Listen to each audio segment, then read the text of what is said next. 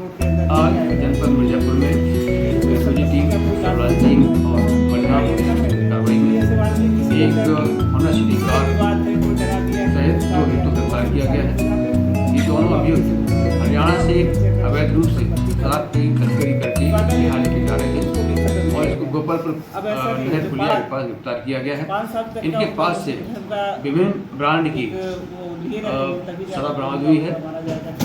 इसमें Johnny walker, royal Stag, magic movements और Brendon Sprite नाम की शराब की बोतलें हैं, जो 310 बोतलें हैं। 2 अभियुक्त राहुल और जावेद को गिरफ्तार किया गया है। दोनों ही अभियुक्त बिहार के पटना के रहने वाले हैं। इसके बाद पूछताछ के दौरान ये प्रकाश में आया कि ये जब हरियाणा से शराब चलते हैं तो ये विभिन्न नंबर की प्लेट, दिल्ली में प्लेट है, फर्जी नंबर प्लेट गाड़ी में डाल लेते हैं और जब बिहार में प्रवेश करते हैं तो 80 नंबर की जो BR नंबर प्लेट है उसको लगाते हैं। पूछताछ में भी प्रकाश में आया कि विगत वर्ष ये जब ये शराब लेके जा रहे थे बिहार तो घरावल पुलिया के पास भी इनकी गाड़ी पलट गई थी और इस छोड़ भाग गए थे। वो शराब भी पुलिस बरामद की गई थी।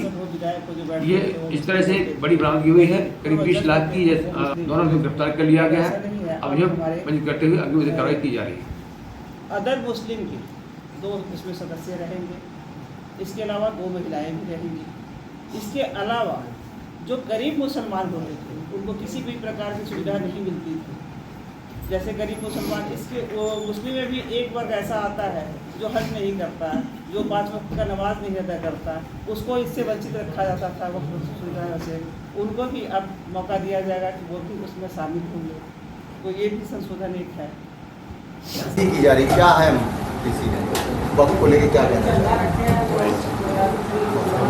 वक्फ बोर्ड में हमारी पार्टी ने संशोधन किया है। हमारी सरकार ने संशोधन किया है। उसमें जो बदलाव लाए हैं उसी की चर्चा करने के लिए हम सब यहाँ बैठे हैं। बहुत पीछे मैं नहीं जाना चाहूँगी। यहाँ सभी लोग, आप समाचार के लोग हैं, सब लोग जानते हैं कि वक्त की उसमें जहाँ वक्त अपना हाथ रख देता था कि यह संपत्ति मेरी है, वह संपत्ति उनकी हो जाती थी।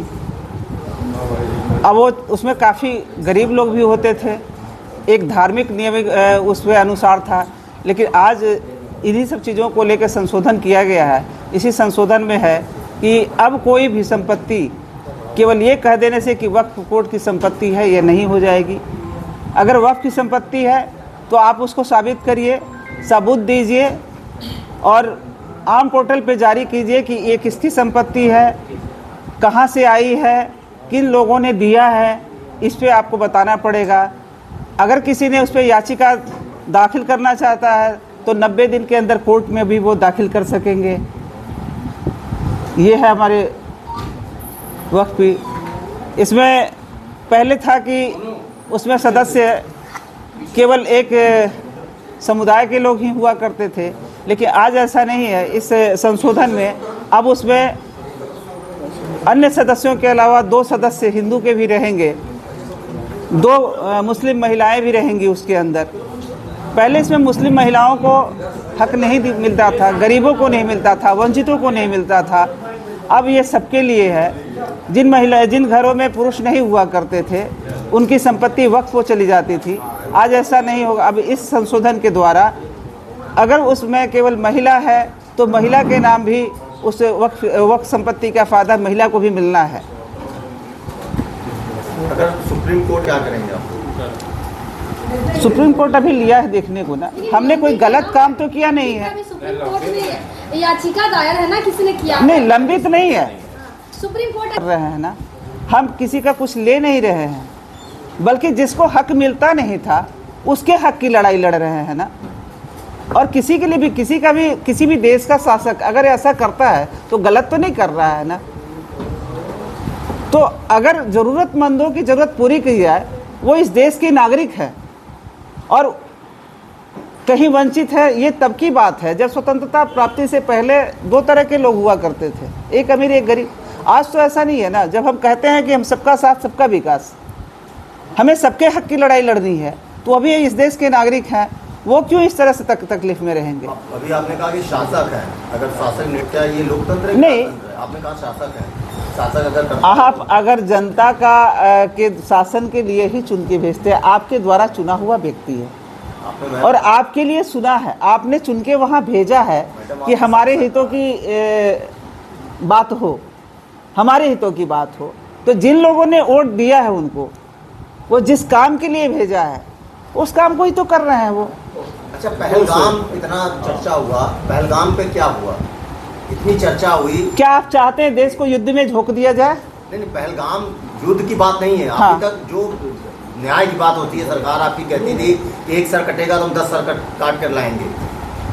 इंतजार पता नहीं, आप ही के साथ इंतजार करते हैं, इंतजार नहीं, सरकार ने कहा हो ऐसा मैं नहीं जानती हूँ। मैं यहाँ आपको बैठी हूँ ये बताने के लिए कि हम सबका साथ सबका विकास की बात कर रही हूँ, लेकिन हाँ, अगर राष्ट्र हित की बात है कि राष्ट्र मेरा कहीं खतरे में है, उसकी सुरक्षा की बात होगी, तो वहाँ पे भी हमारे प्रधानमंत्री सही समय पे सही निर्णय लेते आए हैं, आगे भी लेंगे। क्या सुरक्षा की बात कर रही हैं आप लोग? क्या सुरक्षा? 25-26 लोगों को मार दिया गया, कौन सी सुरक्षा थी वहाँ पे? अगर आप हम सबके बीच बैठे हैं और इसी में से कोई निकाल के गन चला दे तो ये कोई मतलब तो है? एक सुरक्षा कर्मी नहीं, ऐसी बात नहीं है। मौजूद नहीं था। जहाँ की बात आप कर रहे हैं, ऐसा नहीं है कि उसकी तकलीफ दूसरे को नहीं होती है।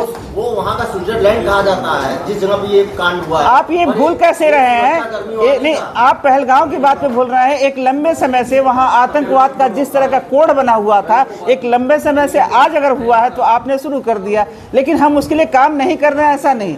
जब ये निश्चित बात है कि जब आदमी बहुत अच्छा होने लगता है, थोड़ा सा खुश होता है, उस खुश में आप 3-4 दिन पहले ही, नहीं, उस घटना के बाद एक वहाँ कांग्रेस के सांसद कह रहे थे कि मैं कभी बाहर नहीं बैठता था और मैं 2-3 दिन पहले बाहर बैठा था, ये जान के तो सब लोग निश्चित, जब घटना तभी होती है जब निश्चिंत हो जाते हैं। सुरक्षा में कोई कहीं कमी नहीं थी।